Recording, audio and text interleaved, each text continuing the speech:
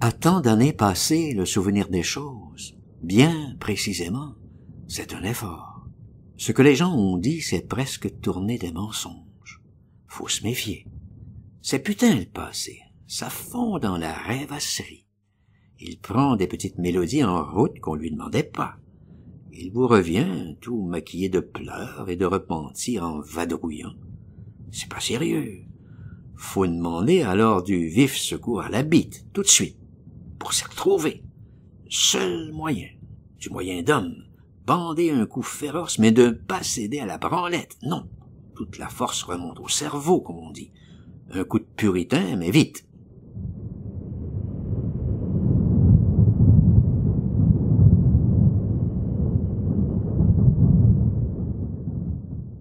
Il est baisé le passé, il sera un instant avec toutes ses couleurs, ses noirs, ses clairs, les gestes même précis des gens, du souvenir tout surpris. C'est un saligot, toujours sous d'oubli le passé, un vrai sournois qui a vomi sur toutes nos vieilles affaires, rangées déjà, empilées, c'est-à-dire dégueulasses tout au bout râleux des jours dans votre cercueil à vous-même, mort, hypocrite. Mais après tout, c'est mon affaire, me direz-vous.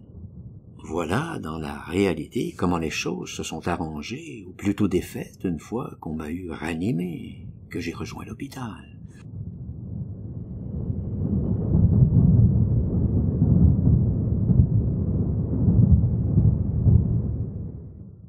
Avant, j'ai même reconduit mes parents à la gare, qui ne savaient plus où se mettre.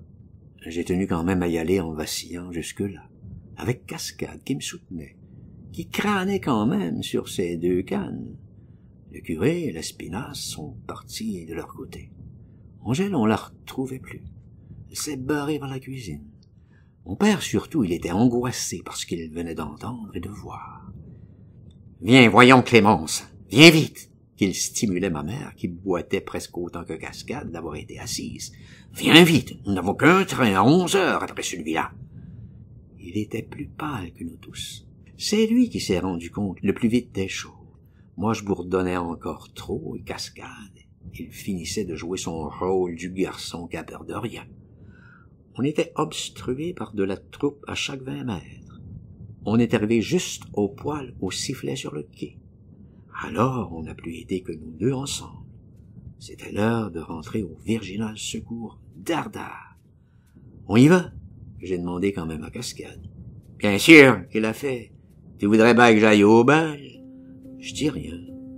Dans la carrée, on se serait douté rien qu'à voir les mecs jouer au piquet sous leur couverture, que c'était déjà répandu la nouvelle.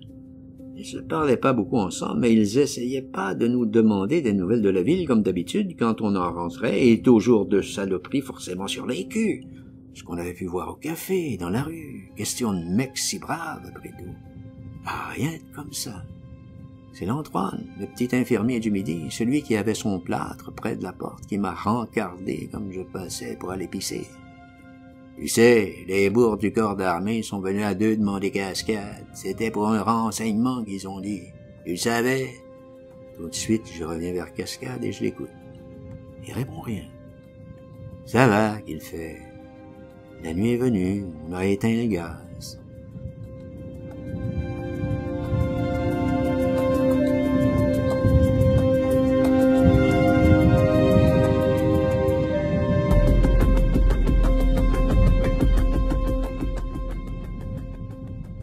Je me disais, ça y est, sûrement que les cognes se bourrent déjà.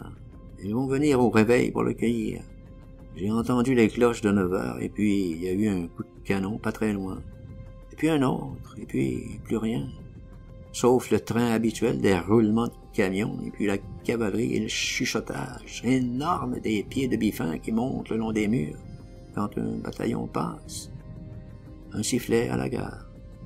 Fallait que j'arrange tout ça dans ma tête avant de pouvoir dormir, que je me cramponne bien avec les deux mains dans l'oreiller, que je me tente de volonté, que je repousse l'angoisse de ne plus dormir jamais, que j'agglomère mes bruits à moi, toute ma batterie d'oreilles, avec ceux du dehors, et qu'à petits coups j'arrive à faire 1 heure, 2 heures, 3, à l'inconscience, comme on soulève un poids énorme et qu'on laisse retomber, pour faillir encore dans une énorme déroute. On pète alors, on pense plus qu'à crever. On revient à la charge du sommeil comme les lapins traqués au cours de la chasse, contre un fossé, qui laisse ça, là, n'insiste plus, reparte, espère encore. C'est pas croyable comme torture l'univers du sommeil.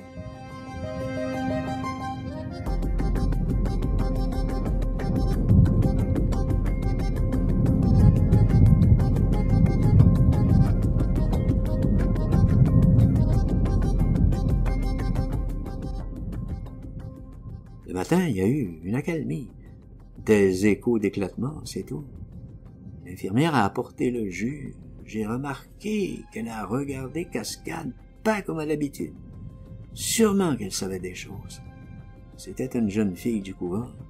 La Lespinasse, on la voyait plus. Elle était prise à la salle d'opération, on nous disait. Je me demandais à part moi quel rôle qu'elle avait bien pu jouer dans ce qui se préparait.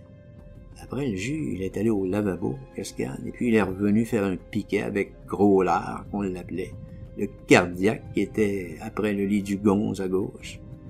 Gros Lard était pas gros dans la réalité, il gonflait des pieds, du bide à cause de son cœur et de l'albumine. C'est tout. Ça le tenait aux plumes depuis 3 mois. Quand il dégonflait d'un coup, on le reconnaissait plus. Alors, il s'est produit une chose. Cascade a gagné sur lui 4 parties de suite. Lui, Cascade, qui gagnait jamais d'habitude. Camuset, béquillard qui voyait ça, il s'en excitait et lui a proposé une manille avec 2 bicots à faire dans la salle au pansement, pendant que les infirmières allaient déjeuner. C'était défendu. C'est encore Cascade qui a tout et tout gagné. C'était une chose phénoménale. Un sous-offre de la salle Saint-Grévin à côté qui passait par là en revenait pas. Il l'a amené chez les sous-offres pour qu'il fasse un poker avec eux. Il gagnait encore et toujours, Cascade. À la fin, il s'est levé tout pâle et il a tout quitté du jeu. Ça va pas, qu'il a fait. Mais ça va pépère, au contraire, que je lui ai dit. Ça va glorieusement. Question de remonter. Il n'était pas de cet avis. On s'est recouché pour la visite.